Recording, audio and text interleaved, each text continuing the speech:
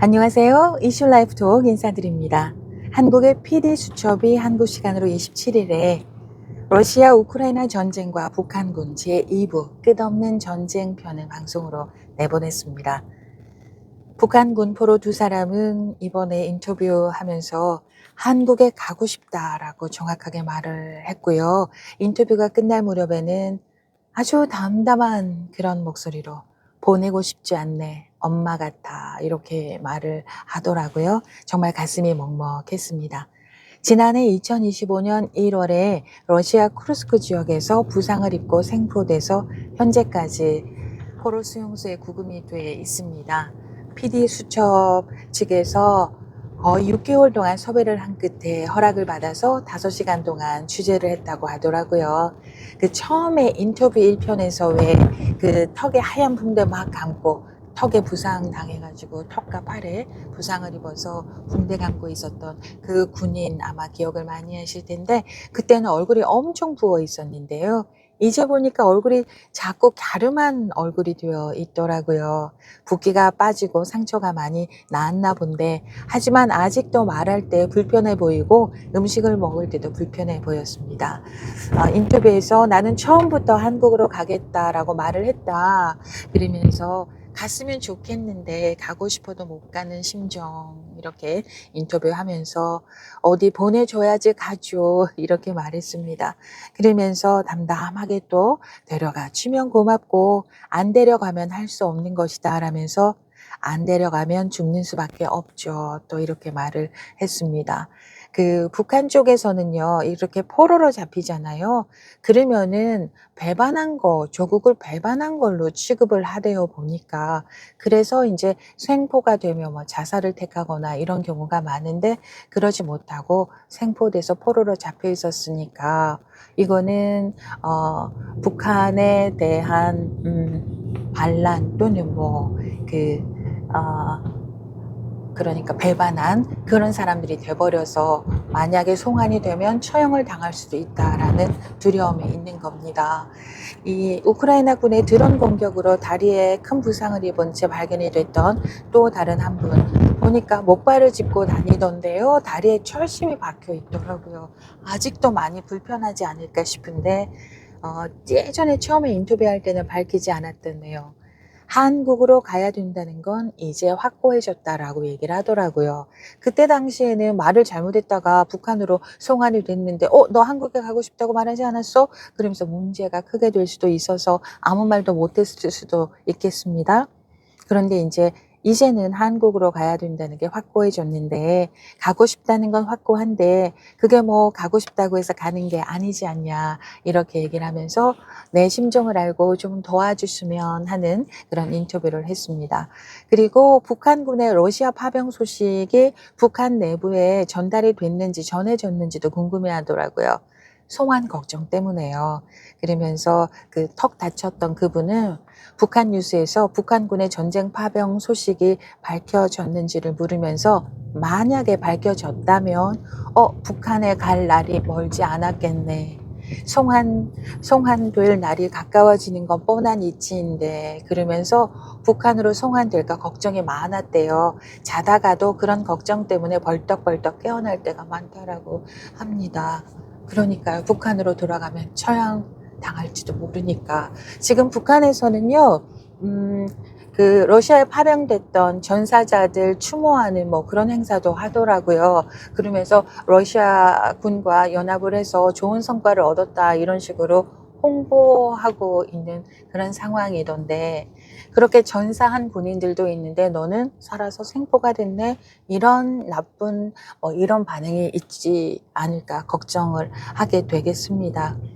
그리고 전우들의 마지막 모습은 오래오래 가슴에 남았나 봐요. 그 다리를 다쳤던 그 군인은 훈련할 때나 총소리, 폭탄 소리 들어봤지 전장터에 나갔을 때는 한시도 끊기지 않고 폭탄 터지고 이렇게 터지고 시체가 나돌아다니고 눈앞에 방금까지 서 있던 사람이 죽고 그런 세상은 처음이었다라고 말을 하면서, 말 한마디 못할 정도로 머리에 정통으로 맞아서 그 자리에 전사를 했고, 그러면서 그 북한군의 그 전쟁 상황에 대해서 얘기도 해줬습니다.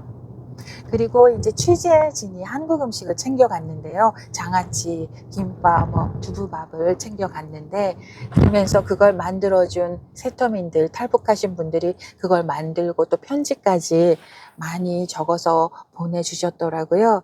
그 다리 다쳤던 그 군인이 굉장히 고마워하는 그런 장면이 나왔고요. 자기가 할 수 있는 거는 고맙다는 답장을 쓰는 것밖에 없다. 그러면서 그 자리에서 편지를 쓰시대요. 그 편지 내용이 이렇습니다. 위로와 힘을 주신 분들께 따뜻한 마음을 담은 편지 잘 받아보았습니다. 우리를 친아들, 친형제로 대해주시는 여러분들의 마음, 나는 이 편지에서 충분히 느낄 수 있었습니다. 이런 상황을 비극이 아니라 새로운 생의 시작이다라면서 응원을 해주시고 계시는 분들께 다시 한번 감사의 인사드립니다. 우리는 절대로 혼자가 아니라고 생각하며 한국에 계시는 분들을 친부모, 친형제로 생각하고 그 품속으로 가기로 마음먹었습니다. 한국에 오면 반갑게 만나 맛있는 거며 좋은 옷도 사주시겠다던 어머니, 형제라며 동포라며 힘을 주신 분들, 우리들은 한국에 가면 직접 만나 고맙다는 인사를 드리겠습니다. 한국 분들의 응원을 받아 새로운 꿈과 포부가 싹트기 시작했습니다. 아울러 다시 한번 인사드리며 한국에서 만날 그날까지 안녕히 계십시오. 우크라이나 수용소에서 2025년 10월 28일 이렇게 편지를 적어줬습니다. 지금 이 두 분은요, 아무런 보호 조치가 되어 있지 않아요. 왜냐하면 보호 신청을 해야 하는데 정확한 근거 자료가 있어야 보호 신청을 할 수가 있거든요. 그런데 이 두 분의 군인들이 정확하게 한국으로 가고 싶다라는 의견 일치가 없었어요. 한 분은 그 의견을 밝혔지만 한 분은 밝히지 않았기 때문에 보호 신청을 할 만한 그런 근거가 없었는데, 이번에 정확하게 두 분이 다 한국에 가고 싶다라는 의견을 밝혔기 때문에 이게 이제 정확한 편지 그리고 인터뷰 내용들이 증거가 되니까 이제 보호 신청을 할 수가 있는 근거가 생겼습니다. 그리고 이제 탈북하신 분들이 아주 재빠르게 움직이고 계시는데요. 이 편지 인터뷰가 알려지자마자 바로 11월 7일에 북한군 자유송환 비상대책위원회가 출범을 했어요. 결해얼 통일연대 대표 장세율 대표가 사무총장으로 활동을 하고 계시고, 태형호께서 또 위원회에 같이 합류해서 일을 해주실 생각인가 봅니다.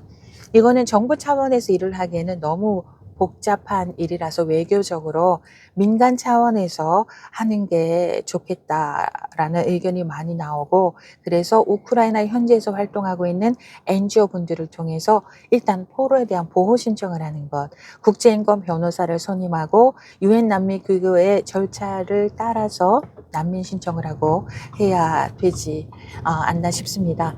인권 피해자는 우리는 그렇게 알고 있지만 우크라이나 쪽에서 보면 총을 들어서 같이 싸웠던 적군이잖아요. 그리고 우크라이나 쪽에서는 이 두 명의 군인을 우크라이나의 포로와 교환할 수 있는 좋은 카드로 활용을 해야 되기 때문에, 그렇게 쓰려고 하기 때문에 이게 또 국가적인 외교 문제가 있습니다.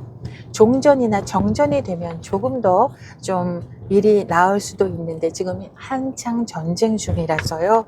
로비도 해야 되고 국제 변호사도 필요합니다.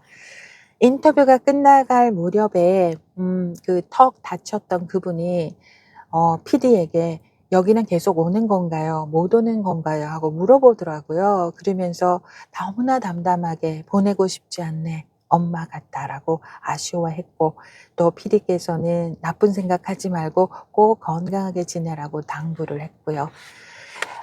이 두 사람이 생포 구금된 지 이제 1년이 다 됐습니다. 그래서 이분들을 한국으로 데려오기 위해서 이제 민간단체에서 여러모로 애를 쓰고 있는데요. 탈북하신 그 탈북민 가운데 한 분인 정유나님, 엄청 유명하시죠? 정유나 분이 운영하고 있는 유튜브 채널 정유나 TV에서 이 콘텐츠를 다뤘습니다. 그러면서 결해얼 통일연대에서 지금 이 두 군인을 송환하려고 하는데 많은 노력을 기울이고 있는데, 정유나 TV에 가시면 도울 수 있는 구체적인 방법이 제시가 되어 있습니다. 참고하시면 좋겠고요. 지금 그 탈북 입국하신 분들이 쓰신 편지 114통이 준비가 돼 있어서 꼭 보낼 모양입니다. 음식물 반입은 안 된다고 하는데 두부밥이니 명태니 이런 걸 준비하고 있다라고 합니다. 이 두 분의 꿈대로 한국에 오셔서 반갑게 만나서 고맙다는 인사를 직접 할 수 있는 그 시간이 빨리 왔으면 좋겠습니다. 대한민국 제 헌법 3조 대한민국의 영토는 한반도와 그 부속도서로 한다. 그래서 북한 출신도 대한민국 사람이고요. 북한에서 탈북을 하시면 바로 한국의 보호를 받을 수 있는 법적인 근거가 마련이 되고, 그래서 북한에서 오신 분들은 난민 심사 안 합니다. 귀화 절차 없이 바로 여권 받고 주민등록 번호도 받습니다. 그 이일교 참사가 쿠바에서 이제 외교관으로 활동을 하시다가 제3국을 통해서 오실 때 제3국 공항에서 이제 잡혀가지고 막 한 30분 동안 공항에서 실랑이를 벌일 때 대한민국 대사가 짜자잔 나타나서 대한민국 헌법에 따라 이분은 대한민국 국민입니다. 이제부터 이 이일교 가족은 대한민국이 보호합니다라고 딱 말할 때 이일교 참사께서 울컥하셨다라는 내용 방송에서 봤거든요. 맞습니다. 이제 한국으로 가고 싶다라는 의사를 밝힌 이 두 북한군 포로분은 이제 법적으로 대한민국의 보호를 받을 수 있는 그런 조건이 됐습니다. 하루라도 빨리 뵐 수 있었으면 좋겠습니다. 여기까지입니다. 고맙습니다. 안녕.